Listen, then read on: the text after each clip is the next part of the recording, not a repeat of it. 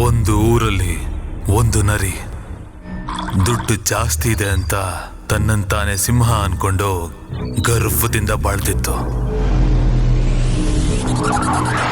ಒಂದು ದಿನ ಹೊರಗಡೆ ಬೇಟೆಗೆ ಅಂತ ಹೊರಡ್ತು.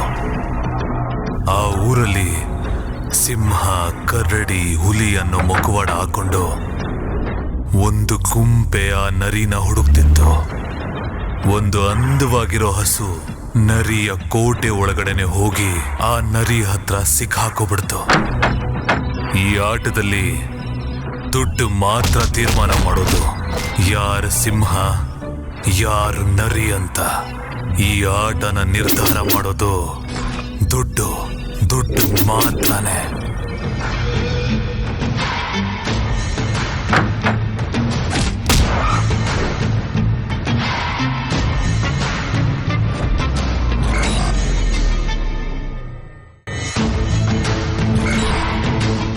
ನಾಳೆ ನಾನು ಚೆನ್ನಾಗಿ ಬರ್ತಿದ್ದೀನಿ.